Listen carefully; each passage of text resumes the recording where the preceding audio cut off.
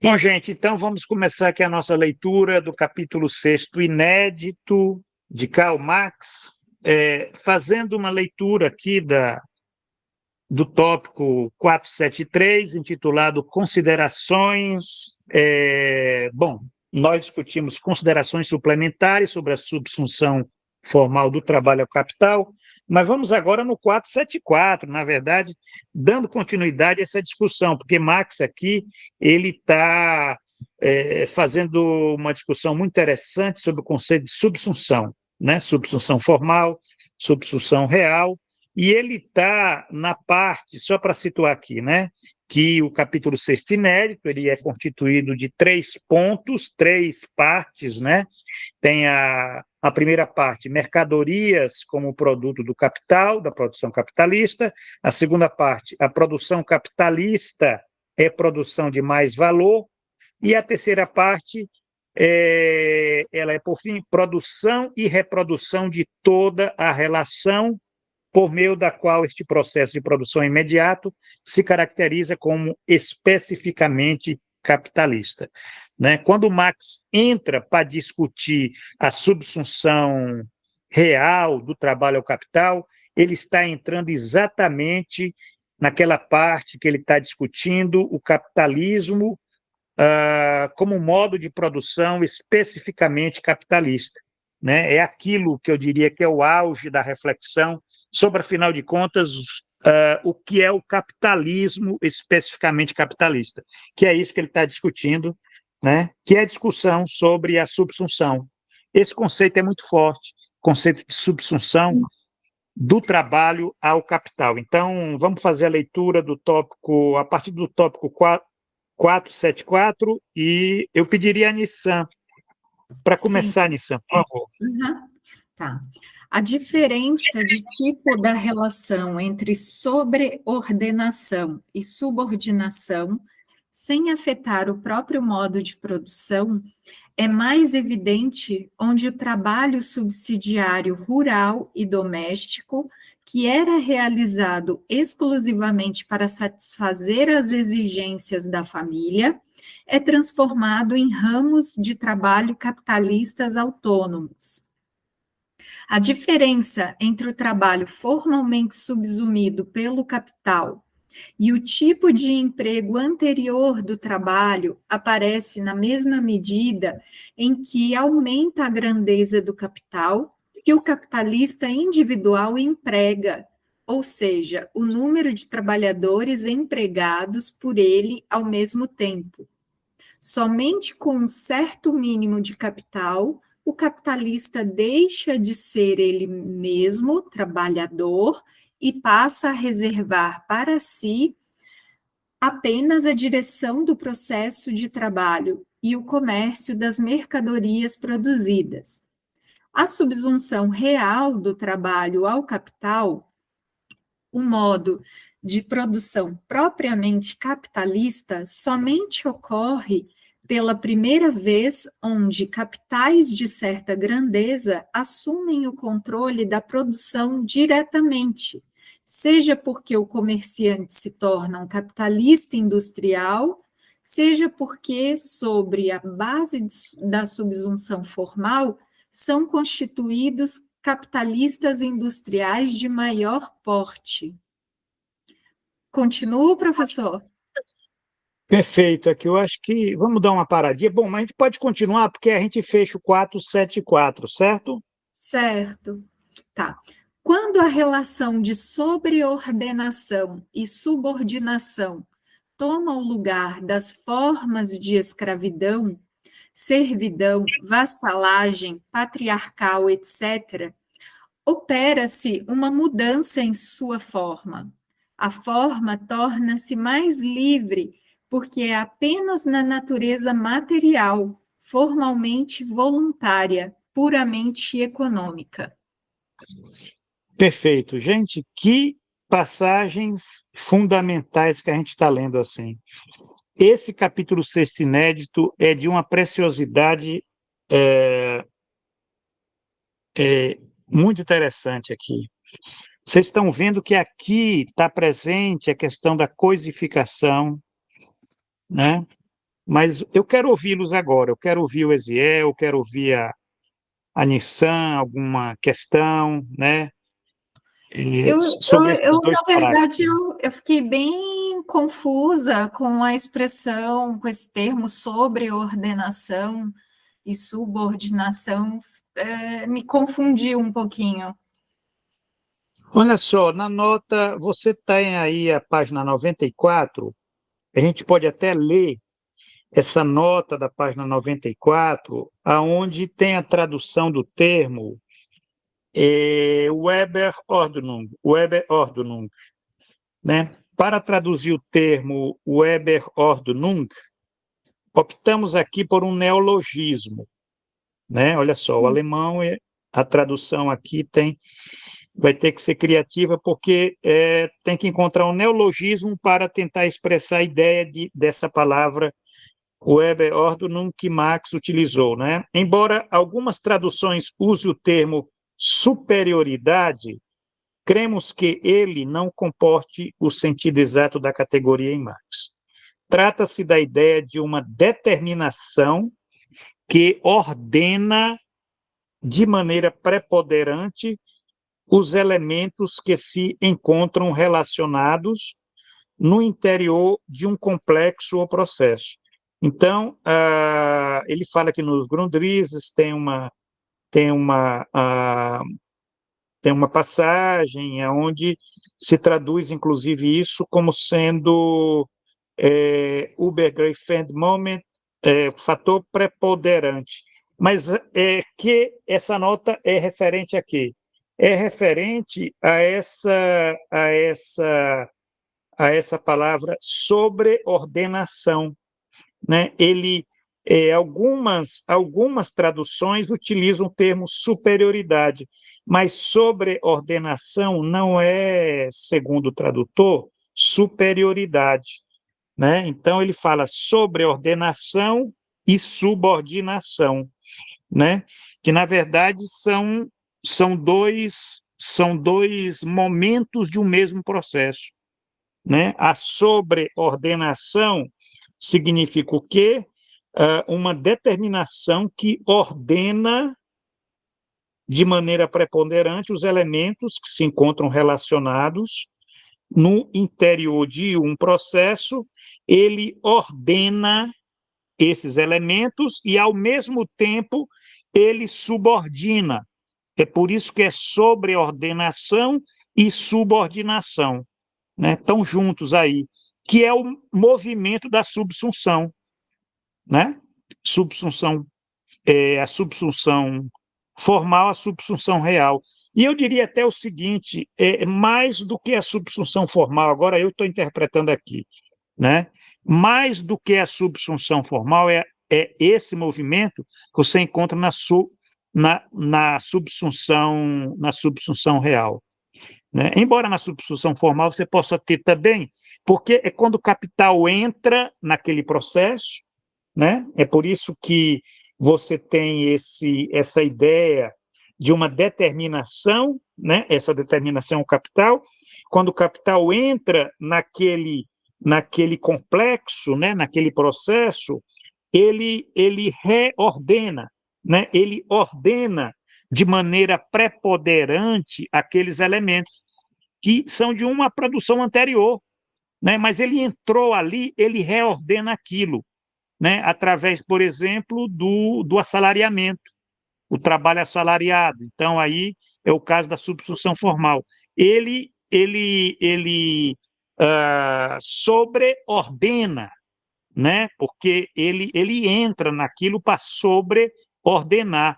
Não é meramente uma superioridade, é algo muito mais profundo, né? Que ele vai dentro, ele está ali dentro daquele complexo, ele reordena, ele sobreordena, né?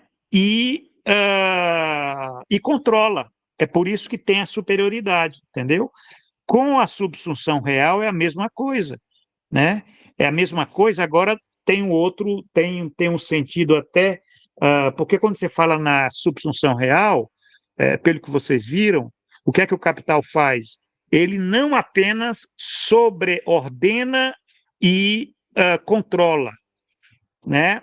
Ele muda aquela matéria, né? Ele muda aquela matéria. Aquela matéria não é mais de um modo de produção anterior. É uma matéria que é a própria imagem e semelhança do capital, né? É o quê?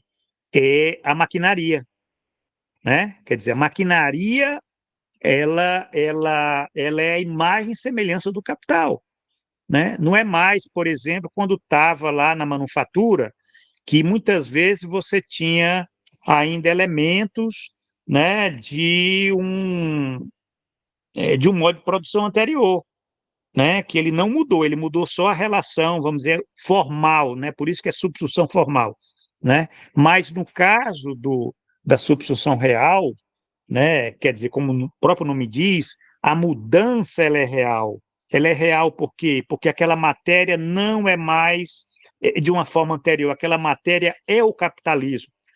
É por isso que é especificamente capitalista, quer dizer, é um modo de produção especificamente capitalista. Ali é o capitalismo autêntico, né? Quer dizer, isso se deu com a grande indústria, né? A grande indústria é o capitalismo como ele é, né? Se a gente for verificar, até os começos da Revolução Industrial, né? Mas a partir da Revolução Industrial, o capitalismo ele desce a terra no sentido de estar criando a própria matéria a partir do qual ele vai se desenvolver, né? Essa forma social vai se desenvolver e que tem como principal característica essa capacidade não apenas de sobreordenar e de subordinar, mas de, eu diria, até avançando, a gente vai ver se, na verdade, o Marx confirma aquilo que eu estou aqui especulando, né? Ele vai formar, então ele vai formar tudo à sua imagem e semelhança, né? Ele vai formar o trabalho, a força de trabalho, a sua imagem e semelhança. Não é mais aquele trabalhador artesão, é o operário, é aquele que é meramente um apêndice da máquina, né? Isso se dá também com a natureza, né? Com todas as formas que ele encontra. É muito interessante. O capital ele tem essa característica, dessa forma social, ele tem essa característica de estar aderindo, né? Aderindo às coisas, aos objetos, né? Vamos dizer, aos objetos, e fazendo com que esses objetos nos conduza, né? É a coisa da, né? Quer dizer, você tem aí uma aderência que é que você encontra nessas formas reificadas, e você tem uma coisificação no sentido de conduzir, né? Porque é isso que a máquina faz. O que é que a máquina faz? Ela conduz, a máquina não é conduzida, né? O operário, ele não usa a máquina, né? A máquina que usa ele, né? É nessa inversão aí que é o capitalismo. O capitalismo é isso, né? O capitalismo não é ainda naquela forma manufatureira, que o artesão tinha o controle da ferramenta, que ele era um assalariado, mas ele ainda tinha as habilidades dele, entendeu? Então,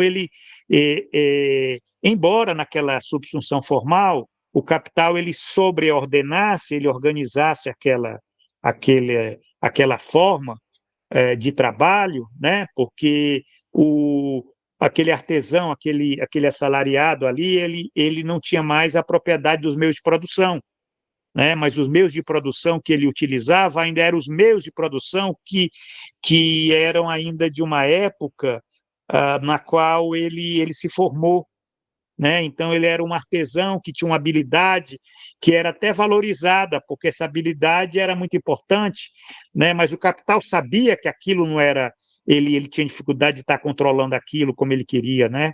Então esse sobreordenamento era formal, né? Era na forma, né? Ele recebia um salário, ele era um assalariado, ele tinha uma relação de alienação ali, mas ele ainda guardava habilidades e capacidades de uma outra época, né? Onde Só para vocês verem como o Marx está pensando um processo de alienação, né, de perda. Né? Quando se fala alienação, tem um sentido de perda, de empobrecimento, né? Esse sentido bem, vamos dizer, característico que a gente possa dizer, e no plano objetivo, não apenas no plano subjetivo, objetivo, né? Porque é perda mesmo, né? Ele não tem mais a propriedade, o controle, ele não é mais capaz de ordenar nada, né? Quem sobreordena é o capital, né? Quem subordina é o capital, né? Mas essa sobreordenação e subordinação ainda está no plano formal, no caso, na substituição formal. Né? Na substituição real, aí esse processo ele se repõe e ele se aprofunda. Então, você tem até uma alienação muito mais profunda, né? Porque aí né, o que você tem uma perda, o que você tem um empobrecimento, você tem um terceiro elemento. Qual o terceiro elemento? A desvalorização e a descartabilidade. Né? Vocês estão vendo que é um processo, né? Quer dizer, o processo de alienação ele é cumulativo. Né? Primeiro você perde, você se empobrece e depois você é cuspido para fora. Né? Tá a coisa lá, o homem que virou suco. Entendeu? Então, quer dizer, isso é interessante, porque tudo isso está, né, toda essa discussão que o Marx faz. Ficou claro agora? Sim, muito claro, professor. Obrigada. Obrigado. Professor, Vamos lá. Pois tem não, mais Zé. um ponto aqui para comentar aqui. Vou pegar uma passagem que acho que sintetiza alguns elementos importantes que ele coloca, que a diferença entre o trabalho formalmente subsumido pelo capital e o tipo de emprego anterior do trabalho aparece na mesma medida em que aumenta a grandeza do capital que o capitalista individual emprega, ou seja, o número de trabalhadores empregados por ele ao mesmo tempo. Somente com certo mínimo de capital, o capitalista deixa de ser ele mesmo trabalhador e passa a reservar para si apenas a direção do processo de trabalho e o comércio das mercadorias produzidas, né? Aqui acho que tem uma questão que faz muito sentido, assim, ainda para caracterizar a subsunção formal, né? Porque esse aqui é um trecho que o Marx retoma a discussão sobre a subsunção formal, né? E considera alguns elementos da subsunção real, mas ele discute ainda, né, alguns outros aspectos da subsunção formal. E aqui ele tá apontando que a subsunção formal ela é modo de produção capitalista já, e nesse sentido, ela é uma condição em que os meios de produção eles se constituem como capital, né? Não apenas para a produção de um excedente econômico, né? Apropriado pelo detentor dos meios de produção, mas há outras diferenciações. Porque, por exemplo, na produção da artesanal, nas oficinas, né? Na relação mestre-artesão, nessas oficinas, você não tem um modo de produção capitalista ainda. Ou seja, você não tem uma subsunção, você não pode falar em subsunção formal, por mais que você talvez possa considerar uma forma de trabalho assalariado, né?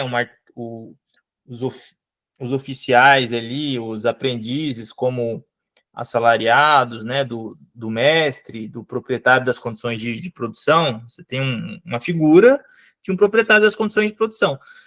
Você pode considerar que, em certo sentido, ele é um capitalista. O Marx ele usa esse termo, né? Ele se refere a esse proprietário das condições de produção como um capitalista, mas ele também é um trabalhador. E você tem nessa figura, né, uma representação de um processo de produção que ainda não é modo de produção capitalista. Mesmo, digamos, você tem uma figura de um capitalista que é trabalhador, que é o mestre, né? Ele é o proprietário das condições de produção, mas ao mesmo tempo ele também trabalha.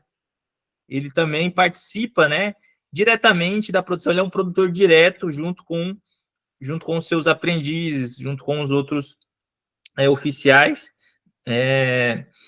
E aqui, uma característica importante é que o Marx coloca essa grandeza do capital, né?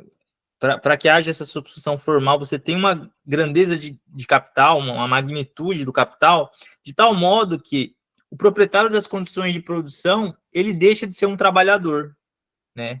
Aí, quando você tem essa característica em que o proprietário das condições de produção não é um trabalhador, ele não é um produtor direto, e você tem trabalho assalariado, você tem a subsunção formal já, né? Ou seja, as condições de trabalho, elas se defrontam com o trabalho assalariado sobre a forma de capital, né? Ela de fato, ela tem essa forma, que eu acho que é um ponto aqui interessante para a gente avançar na discussão, né? Que é ter isso em mente aqui. O Marx, ele está colocando como central aqui na argumentação dele essa figura do produtor dos meios de produção que deixa de ser um trabalhador. E ele assume uma função, né? Digamos assim, o capitalista, ele se torna mais uma função, a função de direção do processo de trabalho. Então, você tem a direção do processo de trabalho como característica fundamental do proprietário das condições de produção, né? Na personificação do capital. Exato, perfeito. Eu acho que é isso mesmo, né? Quer dizer, você tem uma riqueza de mudanças. Essa questão da grandeza, o aumento da grandeza do capital, ele é o melhor exemplo aí de como é que é a dialética, né? Porque a dialética, né? Para que serve a dialética? Para lidar com processos, né? Com aquilo que está em movimento, né? Com a mudança de qualidade, né? Uma quantidade que ao aumentar, ela muda a qualidade. Então, quer dizer, está aqui um exemplo, né? Para quem quer entender para que serve a dialética, está aqui, isso é dialético, né? Esse aumento da grandeza do capital, ele muda qualitativamente aquilo que antes ele era trabalhador, agora ele é capitalista, né? E nesse processo aí, que inclusive, né, nós estudamos, né, aquele caso, e ainda ocorre, né, por incrível que pareça, esse processo ele é um processo, é, ele é histórico, né, aconteceu no passado, né, mas acontece a todo momento aí, ainda dentro mesmo do sistema, né, mesmo no capitalismo, né, especificamente capitalista, né, mesmo no século XXI, você percebe essa mudança, né, onde aqueles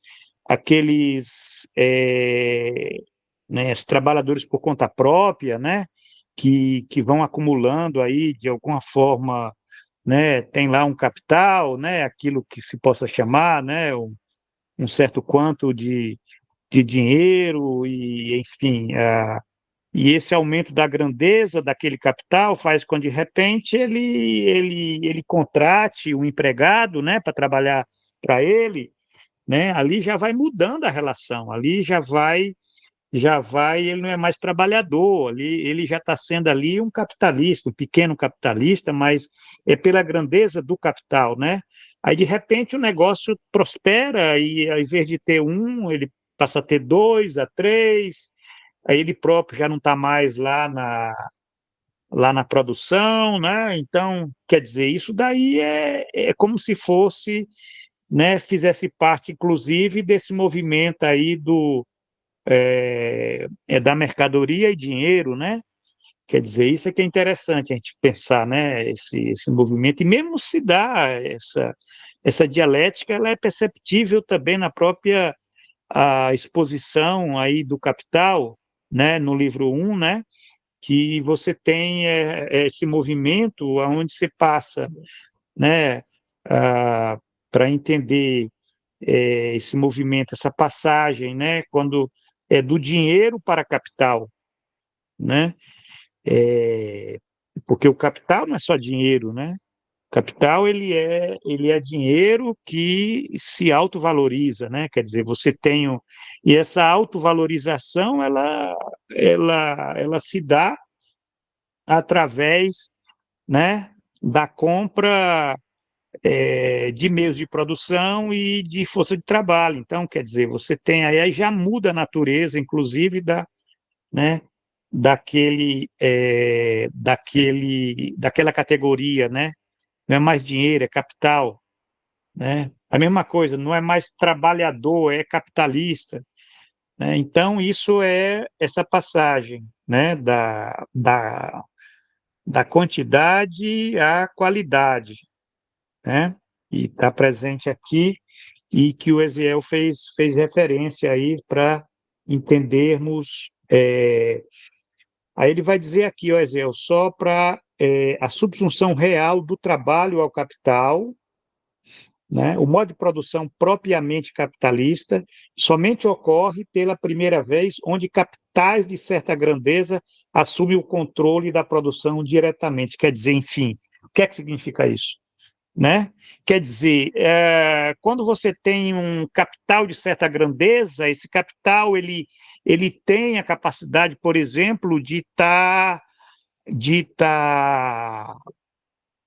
comprar máquinas, de investir né, na aplicação da ciência, na produção, né? Então, isso é importante para que ele dê um salto a partir dele próprio, né? Na verdade, a gente pode até dizer que esse movimento, esse aumento da grandeza do capital, ele, ele só tem um sentido, né, quando ah, ele passa a ter o controle da produção diretamente, né?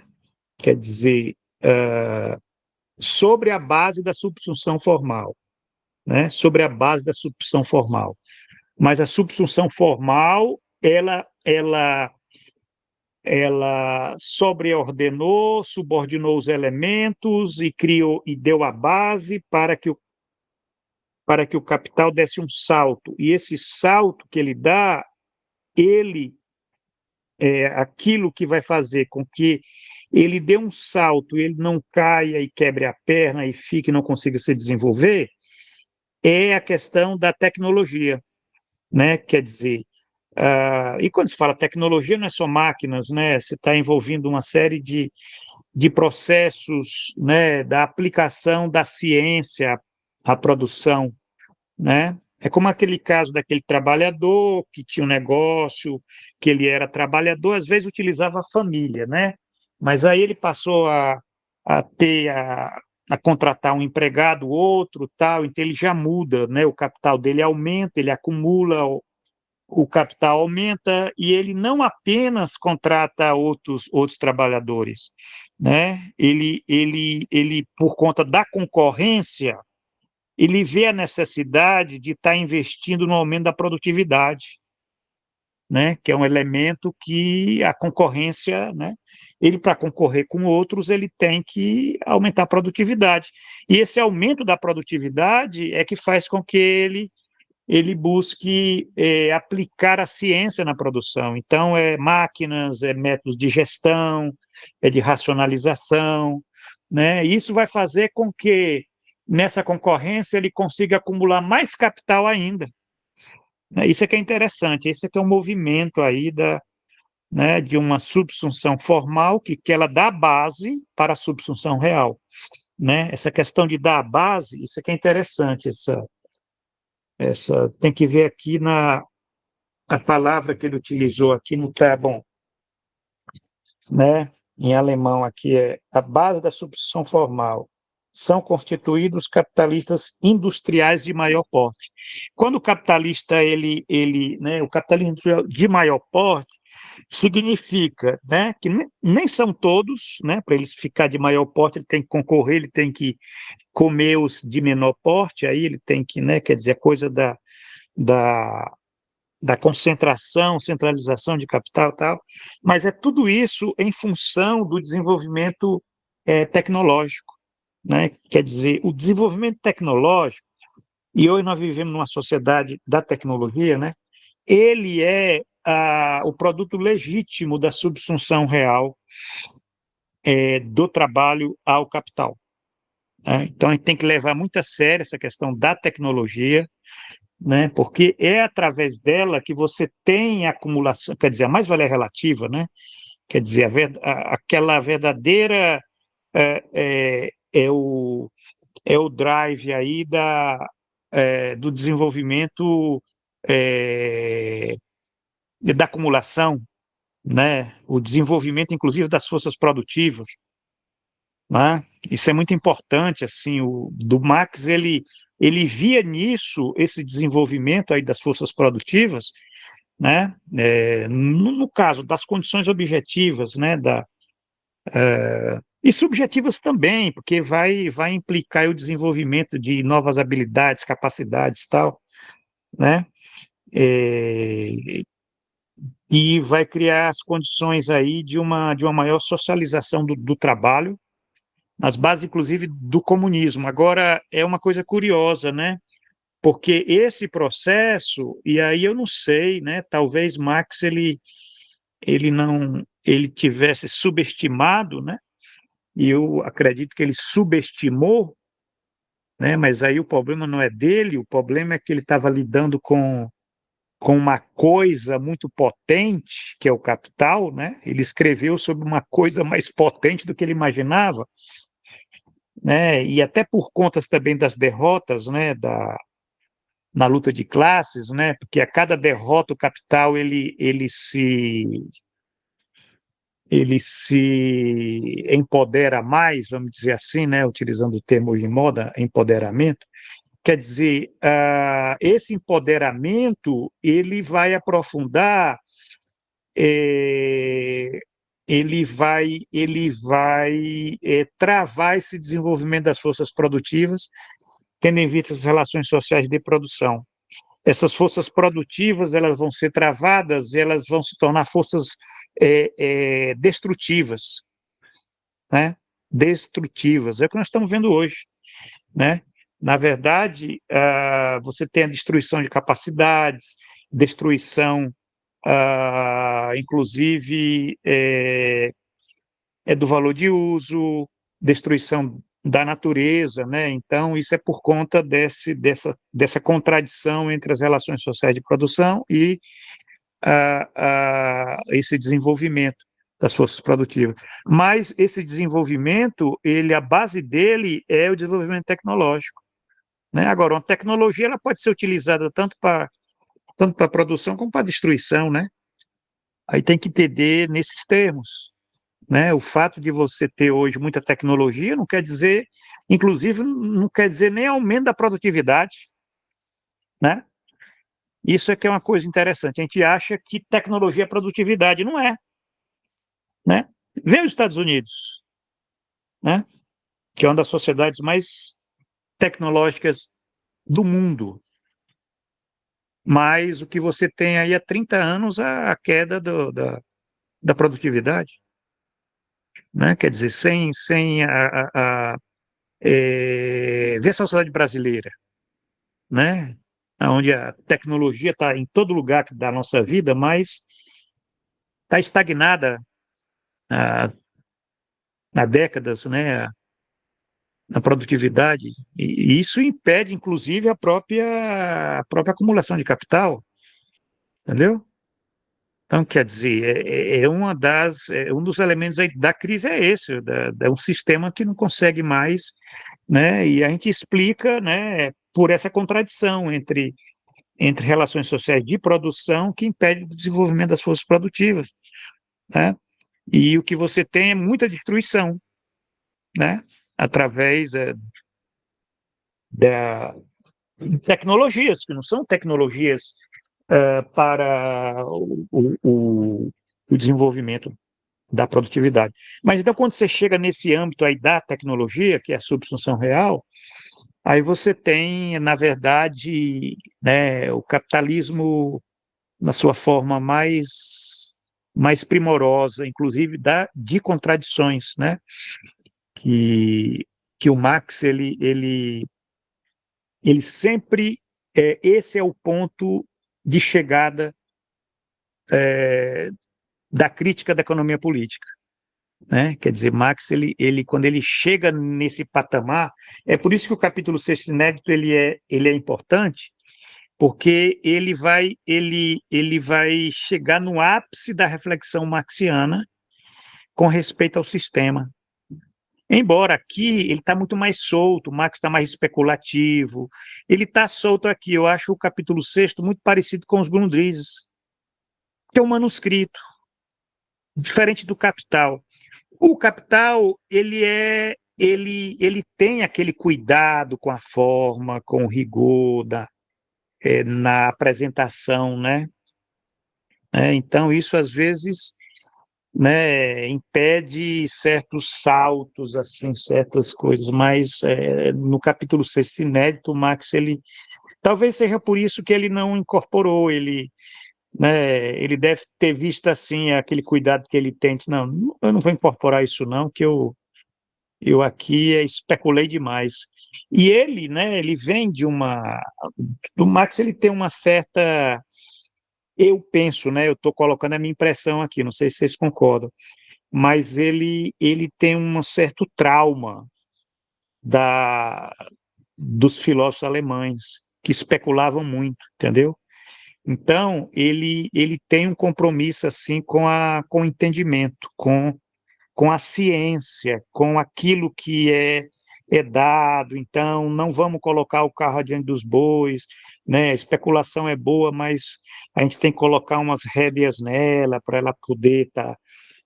Então, tem a questão dos dados. É por isso que ele lia muito os cientistas para tentar conseguir encontrar esses dados para poder fundamentar a especulação que ele tinha, porque era um grande filósofo especulativo. Especulativo no bom sentido da palavra, entendeu? Sentido da criação, aquela inteligência monstruosa, né? Genial, né? Monstruosa não, genial, né? E o ápice desse desenvolvimento é quando ele vê que esse sistema vai chegar, né? Ele vai chegar nos Grundrisse, ele chega a falar até na grande indústria, né? Ele até especula lá numa pós-grande indústria, essa é a expressão do Rui Fausto, né? Mas é quando essas contradições elas chegam a um ápice assim de que o capital nega os seus próprios fundamentos, né? Quer dizer, mas isso é especulação, né? Isso aí é um desenvolvimento lógico, né? Mas quem foi que disse que a história ela é lógica, né? Então, mas é essa coisa, né, de que a maquinaria, a grande indústria, subsunção real, esse capital que aumenta de grandeza, que ele deixa, né, que ele muda, inclusive, os seus personagens, né, as suas personificações, aquela coisa passa a conduzir, né, aquele objeto que é coisar se torna mais coisa e passa a conduzir, né, que a gente vê isso assim na vida cotidiana, né, o que é que o dinheiro faz, o dinheiro que acumula, que muda, inclusive, né, até a posição de classe, né, quando você passa né, a sair de uma posição contraditória, que é o pequeno burguês, que é o trabalhador por conta própria, que é um pequeno burguês. No fundo, se ele tem ainda, mesmo que ele tenha os instrumentos e tenha um pequeno negócio, né, a ideologia o coloca numa posição contraditória, né? Eu não diria que ele é um capitalista, eu diria que ele está numa posição contraditória, onde, aí eu não sei se o Ezel concorda, onde ele é trabalhador, está na produção, mas ele não se vê, ele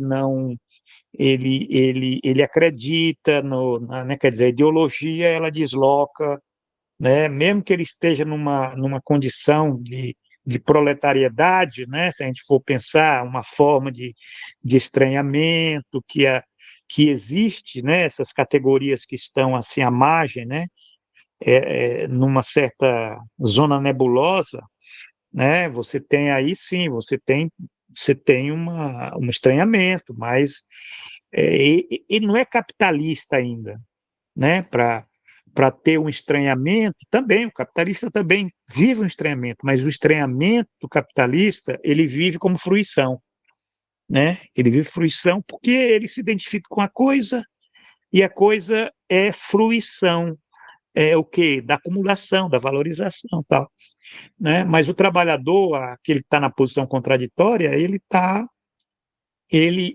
tem uma persona. Ele é uma persona que não é a persona ainda do capital, né? É uma persona meio cindida aí, é capital, mas é trabalho, sofre algumas coisas né? Mas quando ele acumula e ele passa a salariar, né? Ele passa a explorar, certo? Ele passa a contratar, ele contrata a pessoa, passa a explorar essa pessoa, né? Aí ele vai, né? E na medida que aumenta esse capital, né? Em termo quantitativo, né, isso é objetivo, é uma questão objetiva. Ele vai mudando a natureza dele, né? Isso se dá com as pessoas, né? Até na vida cotidiana. Fulano, quando não tinha dinheiro, era melhor, agora que tem dinheiro, não quer mais falar com ninguém. Quer dizer, isso aí é uma impressão muito, né, imediata de um processo que é real, né? Que é um processo real, aumento, né? O que o Marx falou foi isso, né? Então, isso é que é interessante, essa dialética Ah, que ele professor, verifica. Pois não. mas eu acho que assim o Marx ele mostra, né, as possibilidades assim de tratamento dessas formas de produção, as formas de trabalho, né? Eu vejo que o Marx ele também faz diferentes tratamentos a partir de realidades. Por exemplo, eu tenho um olhar, a minha leitura sobre trabalho por conta própria, né? É uma realidade específica, assim, para mim. Você tem elementos, às vezes, de um entendimento marxista clássico, mas esse não é o meu ponto de partida, né? O meu ponto de partida é mais especificamente o desenvolvimento das condições de ocupação, de emprego e de contratação no capitalismo em fase de crise estrutural, né? Essa expansão do trabalho por conta própria, né? Que eu considero a esse movimento dessas formas de contratação, formas ocupacionais, que são o desenvolvimento da precarização. Então, eu não vejo isso como um sentido, é um desassalariamento, é um aburguesamento sei lá, do trabalhador, vamos colocar ele, né, como classe social. Você tem elementos ideológicos que realmente às vezes a questão do empreendedorismo, né? Essa confusão, o que é capital, o que não é. Mas eu vejo mais no sentido de uma mistificação esses elementos ideológicos, né? Não como uma condição material concreta, né? Eu vejo esses elementos para pensar o trabalho por conta própria, a partir da relação material concreta, esse desenvolvimento da precarização do trabalho, do aumento do desemprego, o trabalho por conta própria aumenta quando aumenta o desemprego, né? O trabalho por conta própria aumenta com as formas precárias de contratação, com formas flexíveis, né? Desprotegidas, sem direitos trabalhistas, né? Inclusive as formas capitalistas, né? De trabalho por conta própria, né? Então, é mais nesse olhar que eu considero os elementos para fazer, digamos assim, uma categorização, uma elaboração conceitual. Né? Interessante, Ezel. Você colocou uma questão que me faz pensar o seguinte. Você está colocando uma coisa interessante, porque até agora a gente está, a partir da leitura do Marx, a gente está pensando nesse processo do aumento gradual do capital e essa passagem, né, para você ser capitalista. Pronto. Agora você está falando uma coisa assim, olha, eu estou vendo a coisa pelo avesso, né? Eu estou falando não daquilo que está indo, mas daquilo que está voltando, ou daquilo que não é mais. Quer dizer, tu está pensando assim, você está dizendo assim, olha, no Brasil de hoje, essas pessoas que estão nesse negócio aí de trabalho por conta própria, ou vamos dizer assim, vamos pensar, utilizar a figura aí do uberizado, né? Que você possa até colocar dentro dessa categoria aí e tal, que tem lá o carro, estou falando do motorista de aplicativo, né? Essa figura aí e tal. Aí o que é que você tem? Você tem aí, realmente é verdade, você tem um contingente de pessoas que uma parte pode ter sido até empregado, que foi demitido, não conseguiu emprego e foi, né, pedir um empréstimo, comprou um carro melhor e começou a trabalhar com Uber, né? Quer dizer, mas também você tem casos, isso não é pouca coisa não, de profissionais, até de pequenos empresários, que antes eles até capitalistas, vamos pensar assim, né? Que eles perderam o capital, né? E se tornaram o capital que eles tinham, eles investiram aí, né? Porque você ser motorista de aplicativo não é como ser entregador. O entregador já tem uma origem lá, né? É mais pobre, mas às vezes você tem que ter um certo capital para você ser motorista de aplicativo, né? Então isso faz com que aí você diz, olha, essas pessoas e aí você vai medir isso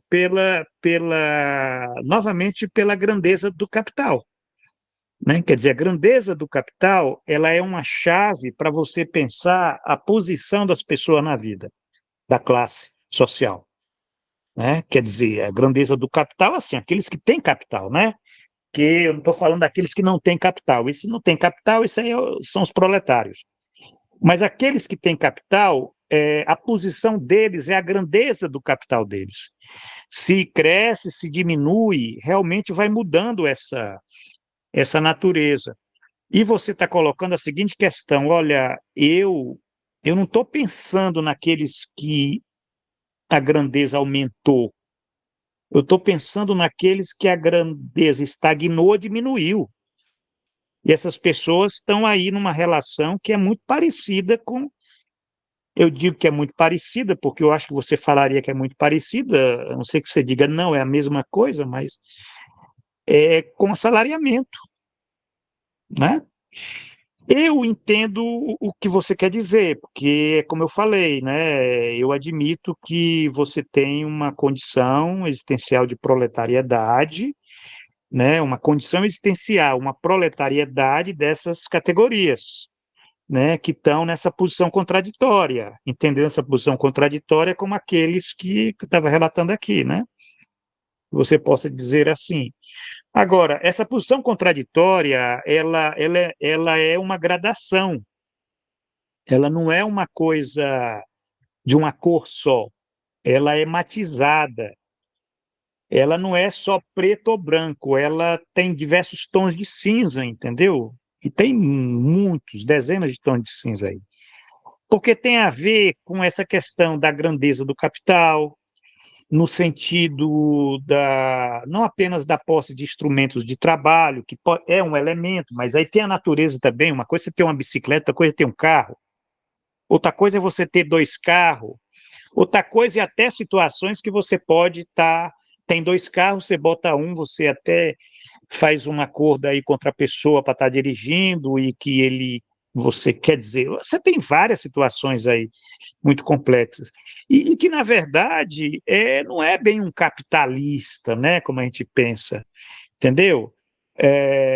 Porque aí ele vive, e eu concordo contigo, que talvez você queira dizer, né, que talvez você tenha as pessoas que estão sendo espoliadas, né, eu não diria exploradas, bom, espoliadas no sentido, né, tem que pagar o juro do cartão, do empréstimo, né, o banco mete a mão, o Estado mete a mão, tudo, quer dizer, tem todas essas forças aí que vão, vamos dizer, estagnando aquele capital que ele tem, né, reduzindo aquele capital que ele tem, porque também você tem uma depreciação, você não consegue, às vezes, repor nem o custo, tal. Quer dizer, tem uma série de questões. E que, na verdade, você vai dizer, olha, E são essas pessoas aí que estão no esteio aí desse ressentimento, né? da perda, olha só a coisa da perda, é a coisa do estranhamento, né? Quer dizer, a perda, né? Que eles tinham capacidades, tinham antes, né? Um passado, hoje eu estou nessa vida de merda. Então, quer dizer, isso daí né? É uma questão objetiva. Agora, tem a questão ideológica. E a questão ideológica, ela está tanto ali no começo como no final, né? Ali no começo, que é o aumento da grandeza do capital, ali está no começo, né? Porque ele acha que é o pequeno burguês, se torna capitalista, e ele assume aquilo ali é uma fruição, né? Uma fruição positiva, vamos dizer, né? E isso também é a fruição negativa, uma perda daquela grandeza de capital, mas não deixa de ser um ressentimento, porque ainda tem um vínculo afetivo, né?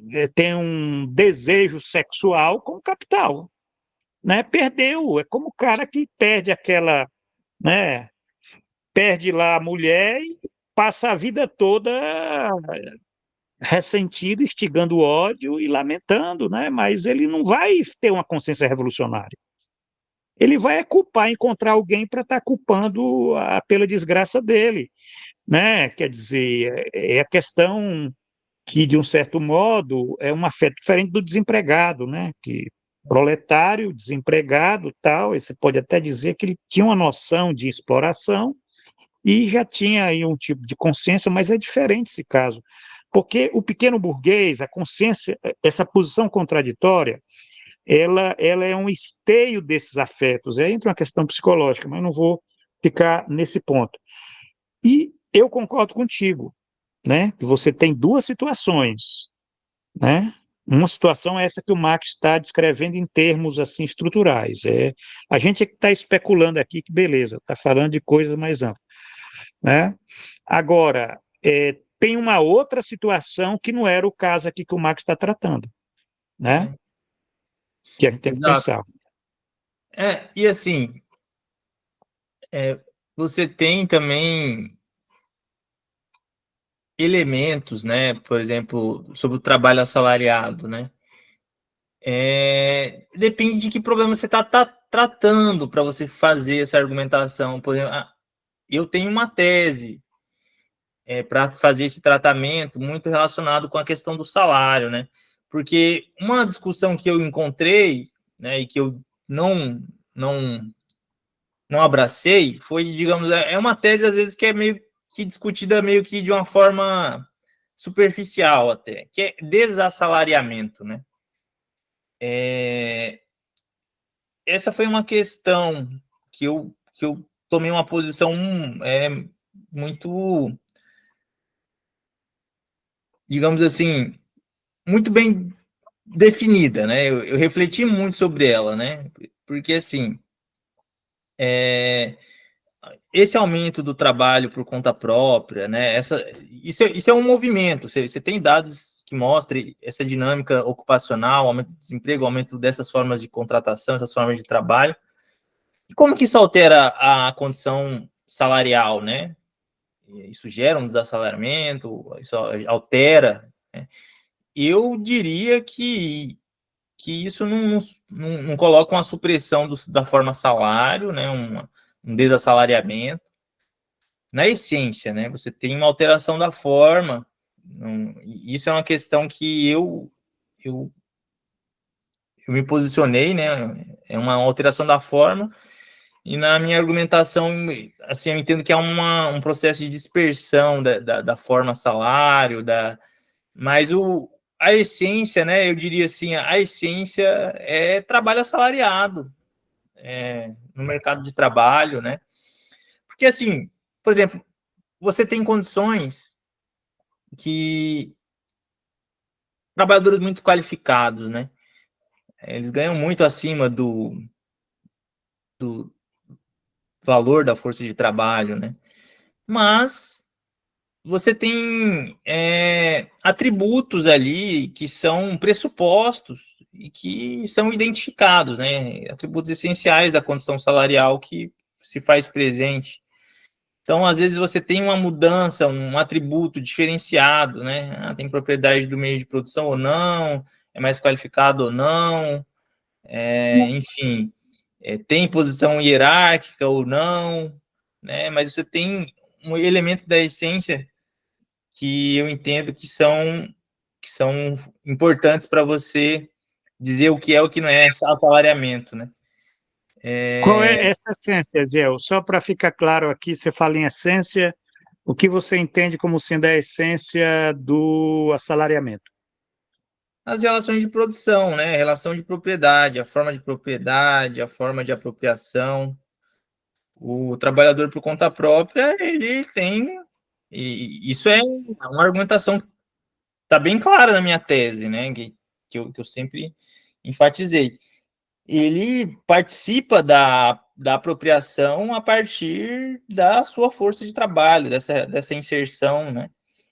Nas relações de produção. Ele não tem uma propriedade, digamos assim, ele vive de não como não produtor, né? O capitalista ele tem a participação na apropriação da riqueza, né?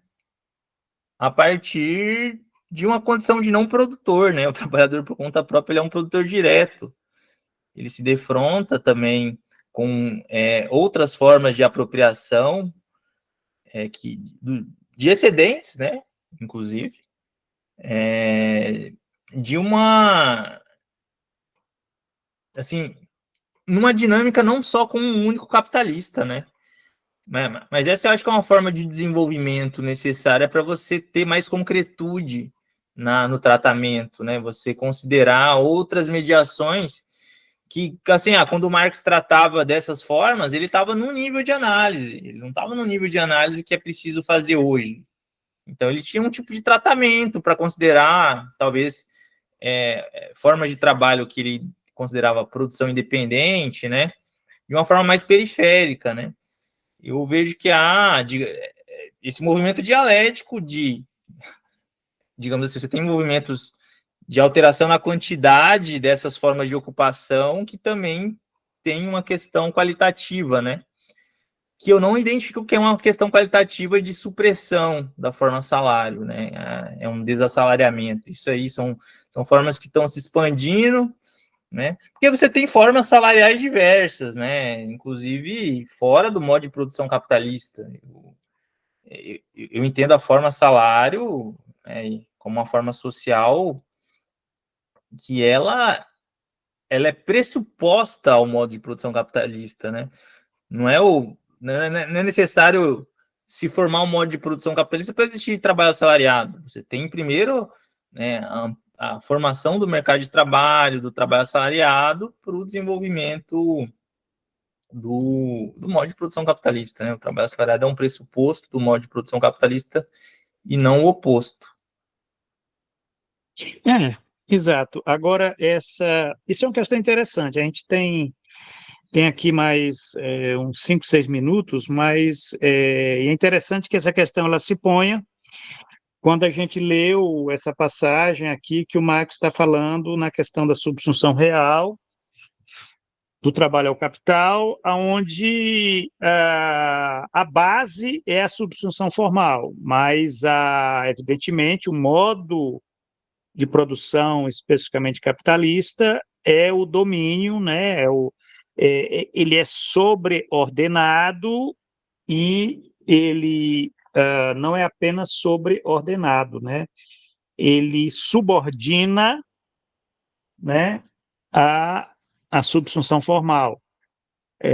E tem essa característica, que a subsunção real ela tem essa característica de uma totalização do sistema pelas relações sociais de produção. Isso aqui é interessante, isso aí é uma especulação que eu acredito que fundamenta isso que você está falando, né? No sentido de você ter, vamos dizer, um capital total, né? Que ele reordena, subordina o próprio trabalho, as formas de trabalho que, né, estamos pensando assim num sistema que ele, na medida que se desenvolve, essa forma, eu até digo, né, que ela explode, né, no sentido de que ela se expande e ela implode. Tem um movimento aí, mas o fato é esse. O fato é que quando você olha que esse sistema, vamos dizer, a crise estrutural do capital, né, que é o que é que acontece quando esse fundamento ele implode, né? O que é que fica? A base, né? Porque eu não sei se na dialética base e fundamento é a mesma coisa. Talvez não, mas o raciocínio vai nessa direção, entendeu? Quer dizer, a base é a substituição formal. Então significa que mesmo que imploda essa cúpula aí do sistema, que você não tenha mais, como os autores falam aí, né, uma sociedade salarial, né, que é um termo horrível, né, porque eles acham que essa tese do desassalariamento é uma coisa que realmente tem que ser criticada, né, porque ela oculta que, na verdade, né, o salariato não se reduz vamos dizer, uma forma contratual, entendeu? É uma forma contratual como quando você tinha um mercado de trabalho estruturado. A questão da regulamentação, né? Antes, inclusive, né, todos os franceses têm muito isso é uma tese francesa, Sim. né? E tem que ser criticado, porque a nossa ótica, inclusive, do que é o assalariamento é outra, principalmente nessa dimensão de estar pensando, por exemplo, essa ideia de uma substituição formal, que ela é a base da substituição real, então significa, se ela é a base da substituição real, significa que ela se amplia na medida da